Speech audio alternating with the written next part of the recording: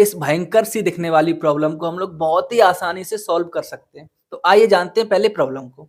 तो यहाँ पर एक आपको सिस्टम दिख रहा है। ये सिस्टम रखा हुआ है एक फ्लोर पर जो कि है फ्रिक्शनलेस। नाउ इस सिस्टम में आपको 2 रॉड दिख रही हैं ए एंड बी, जिनका कोई भी मास नहीं है।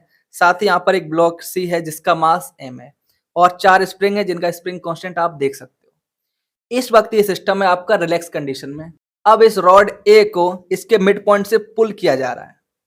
आपको बताना है इस सिस्टम का एक्स्ट्रा सेपरेशन जब इस ब्लॉक सी का एक्सीलरेशन ए हो जाए। आई होप प्रॉब्लम क्लियर है। राइट ना, तो काफी कॉम्प्लिकेटेड दिख रही है, तो सॉल्व कैसे करें? देखिए आराम से 1 बाय 1 समझते हैं। नाउ यहाँ पे आपसे पूछा जा रहा है सेपरेशन। इसका मतलब इन दोनों रॉड के बीच कुछ ना कुछ सेपरेशन एक्स्ट्रा हो चुका है। तो मान लेते हैं इनके बीच पहले सेपरेशन था डी रिलैक्स कंडीशन में, अब थोड़ा एक्स्ट्रा हो गया होगा। तो कितना हो गया? अब डी प्लस एल। एल हमारा एक्स्ट्रा सेपरेशन है, ठीक है।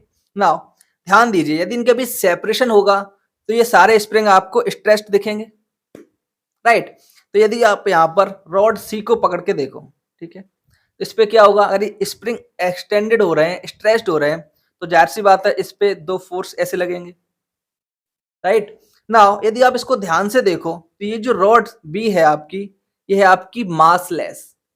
अब यदि मासलेस रॉड पर यदि नेट फोर्स आ जाएगा तो इसका एक्सीलरेशन तो इनफाइनाइट हो जाएगा, क्योंकि F is equal to m a, right. M है 0, F यहाँ पर कुछ फाइनाइट है, तो सीधी सी बात है ए की वैल्यू आनी चाहिए इनफाइनाइट, राइट। नाउ तो इसका मतलब है कि इस बी पर कोई ना कोई फोर्स अपोजिट लगेगा जो इसको बैलेंस कर रहा होगा। नेट फोर्स 0 होना चाहिए, राइट। वो फोर्स क्या है अभी हमें नहीं पता, ठीक है। तो देखते हैं कि बी पर इस तरफ कितना फोर्स लग रहा होगा, क्योंकि ये दोनों स्प्रिंग जो आपको के वाली दिख रही है ये तो एक्सटेंडेड हो रही होंगी। कितनी? एल सेपरेशन है, राइट। आपको मिलेगा के एल एंड के एल। यहाँ का फोर्स क्या है अभी हमें पता नहीं है, मान लेते कुछ होगा, ठीक है। अब देखो ध्यान से, अब करते हैं दूसरी बात। अब यदि आप इस मिड वाले सेक्शन को देखो, ठीक है, इस सेक्शन को ध्यान से देखो, तो जब आप इसको ऐसे एक्सटेंड करोगे, राइट जी, सीधी सी बात है, ये देखो आप इसको मान लेते हैं यहाँ पर ब्लॉक सी है और ये आपका स्प्रिंग। अब इसकी लेंथ कितनी हो चुकी है? डी प्लस एल, राइट ना। पहले थी डी, तो यहाँ पर कितना कितना एक्सटेंशन हुआ होगा? तो जाहिर सी बात है यदि आप यहाँ पर 2 स्प्रिंग अलग अलग स्प्रिंग कांस्टेंट के हैं तो मान सकते हैं हम लोग इसका सेपरेशन एक्स्ट्रा हुआ होगा x1 और इसका दूसरे का x2, राइट। अब अगर ये दोनों एक्सटेंडेड हो रहे होते तो आपको क्या मिलता? इस x1 प्लस x2 की वैल्यू मिल जाती है आपको l, राइट नाउ। बट यहाँ पर एक पेच है, आप इसको ध्यान से देखिए।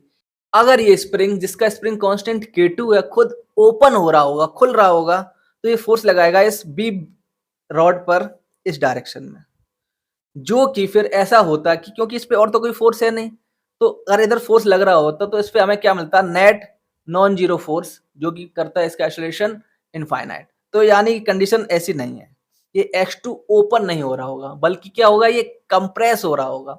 तो यदि कंप्रेस होगा तब ये फोर्स लगाएगा इस डायरेक्शन में, जो कि हमें चाहिए भी, राइट। तो यानी कि आपको दिख रहा है कि ये जो x2 है ये ओपन ना होके कंप्रेस हो रहा है।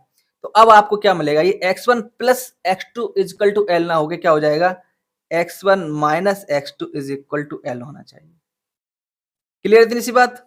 नाउ अब आप एक बात और ध्यान दीजिए।